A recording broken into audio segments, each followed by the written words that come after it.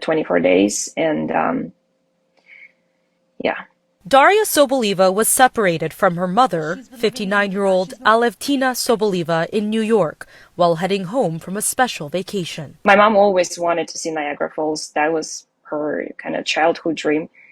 So we were coming back and everything was fine. She does have all the proper documents to travel domestically. Like she has a California driver license with real ID. But at a gate at Buffalo Niagara International Airport, she said she was approached by two people who identified themselves as immigration police. Asked for their IDs. They didn't give me their IDs or their names. Didn't have any uniform, so for me it looked very sketchy as well. After her mother was escorted away by the federal agents, Daria says her line of communication with her mother went dark. Yeah, sure, you will be able to be in touch with her.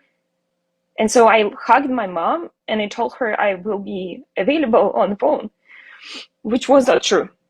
She learned her mother had been taken to an Ohio County jail before transferring to the South Louisiana Processing Center, where she is waiting for her bond hearing. She was crying. She was just telling me, like, Daria, why, like, I'm legal, why I'm here? Daria said her mother came from Russia to Sunnyvale in 2021 and had filed for political asylum shortly before her visitor visa expired in hopes of finding safety from the Russia-Ukraine war.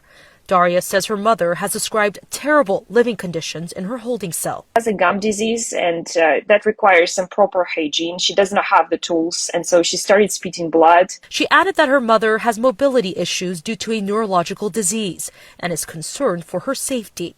Daria is currently in Louisiana meeting with her mother's legal team ahead of the hearing. I'm really hoping that the judge will release her and I will get her home. USF Law and Immigration Studies professor Bill Hings said while Daria's mother's visa status had expired, she has a viable asylum claim. In ordinary circumstances, somebody who's an asylum applicant who does not have any criminal problems and is not a danger to the community would not be taken into custody. But now her fate hangs in the balance. The Trump administration has taken the position that immigration judges actually don't have the authority.